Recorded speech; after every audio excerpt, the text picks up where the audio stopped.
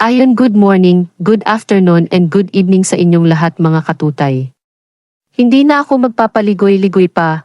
Andito akong muli para yayain kayo na samahan natin muli sina Roda, Reyna, Juan at iba pa sa kanilang biyahe mula sa Hala-Hala Rizal papuntang Nueva Ecija. Umpisahan natin ang naganap sa huling gabi nila sa Hala-Hala bago sila bumiyahe kinaumagahan. At dito ay muli nating makikita kung gaano nakakulit ang ating Prinsesa Reyna, na kung saan ay tawa ng tawa si Roda sa pangyayaring ito. Panoorin po natin mga katutay.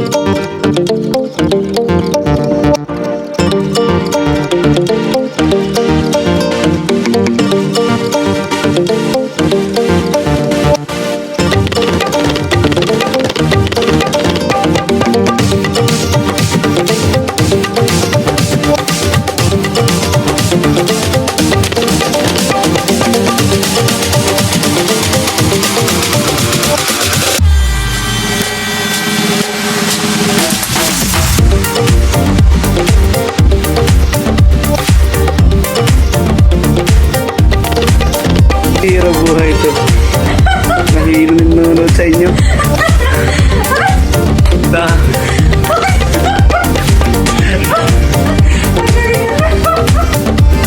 Ano?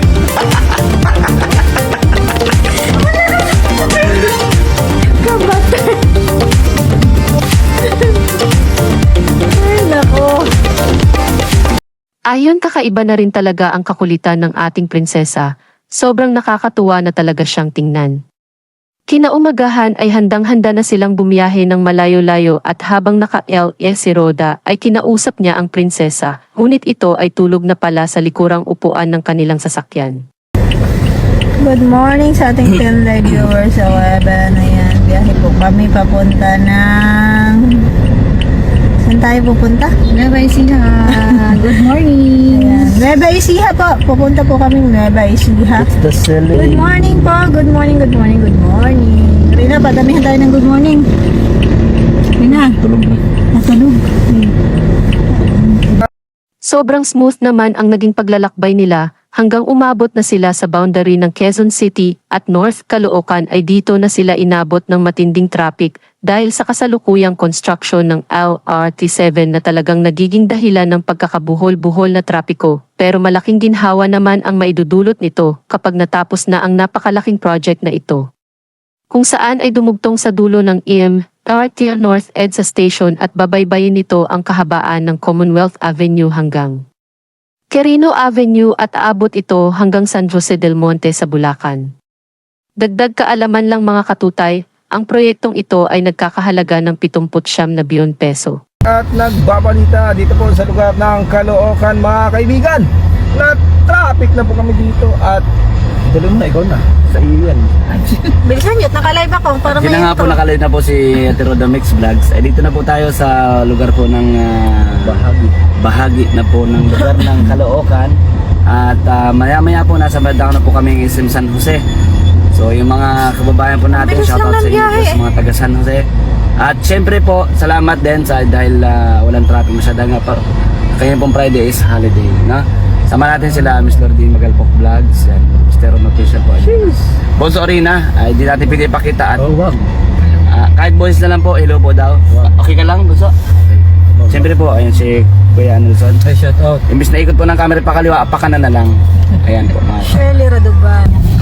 Pagkalagpas naman nila sa matrapik na bahagi ng daan, ay muling naging maayos ang kanilang paglalakbay pero hindi talaga may iwasan na magkaroon ng mga luko-luko na driver dahil muntikan din silang masabitan ng isang nakamotor na mayabang magpatakbo. Hindi nga po makita ni Rina yung daan, kaya po yan ay nakashade. Rina, bakit ka ay nakashade? Malabo daw mata. Kasi Na si Rina. malabo po ang mata. Sige na. Grabe bro. Ay siya. Grabe bro, bumangking nakatayo sa motor. Muntik tamaan. Ilan? Kanina. Eh kung tinamaan siya, di gulong sa doon. Dito yung tumayo sa side natin. Tumayo siya pagka-cut niya? Pag-uber din dito tumayo, tapos Tumayo, bumangking dito. gumuno sa may unahan. Dumaan muna sila sa isang mall sa San Jose para kumain ng agahan bago sila tumuloy sa bahay ng isang kasama nilang vlogger. At mga kababayan, pinapaalala ko sa mga ka-riders natin na mag-iingat po parate. At sa mga motorista naman, ay be patient po sa mga riders natin. Kanina po ay marami kaming na-encounter na mga riders po na medyo pasaway po sa kalsada. No, bilang isang riders po, ako po ay nagpapayo sa inyong lahat na mag-iingat po dahil tayo po ay nasa two wheels na kasakay. Ano? So, mahirap po yan magasgasan, kagaya sa amin kanina. Binangkingan po kami sa unahan. So, kung tinamaan po siya sa unahan, di ba bumaliktad siya, siya po yung kawawa. Kami po ay hindi dahil nasa four wheels po kami. Nandito na kami sa Star Mall. Mama, nasan ka na? Star mo sa kaliwa. Punta muna tayo sa kapatid. Dito muna kami sa kapatid ni Kay Nelson. At muli ay nagpatuloy sila sa kanilang paglalakbay papuntang Nueva Ecija kung saan habang nasa biyahe sila ay may naisipan si Rhoda. Dami dyan sibuyas. Tanim. Ay, makikitanim nga po muna kami. Marunong ako nun magtanim, ma'am. Nagtatanim din ako dati ng sibuyas sa Ilocos. Dahil magtanim tayo ng sibuyas. Isang buwan para may aanihin tayo sa ng buwan. May pang... 3 months man yun. Tatanim tayo. Tapos, Tanim tayo ngayon, tapos sa anihan balik tayo. pwede. Napalagaan Ganda ng natin. welding dito, piso down payment. Gusto daw niya na magpatanim ng sibuyas at kanilang babalikan pagdating ng anihan. Napakagandang ideya yan, Ate Rhoda. Para pagkalipas ng 3 buwan, ay makakapamasyal kayo ulit kasama ang prinsesa at buong tropa. Alam ko na napansin din ninyo mga katutay na hindi naman inaatake ang prinsesa sa kanilang biyahe. Bagkus ay, enjoy na enjoy pa nga ito. Kagaya nga ng sinabi ni Kuya Juan na, kailangan pala ni Reyna ng long ride para ito ay maging mas masigla. Mga katutay, sana ay nagustuhan ninyo ang video na ito, at kung okay lang ay pakitamsak na lang po para tuloy-tuloy lang ang ating pagsubaybay sa mga adventure ng buong tropa. Hanggang sa muli at magkita-kita tayo sa aking mga susunod na uploads. Mag-ingat po kayo palagi at pagpalain kayo ng Panginoon. Ang ganda, grabe. Ang ganda po dito. Ganda po.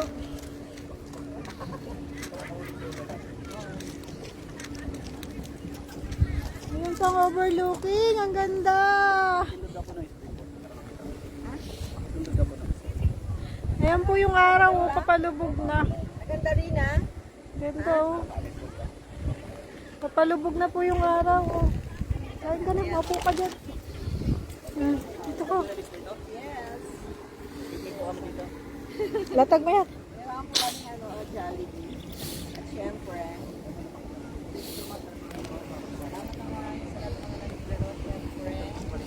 Ayan po, ang ganda oh, grabe. Malay po muna tayo.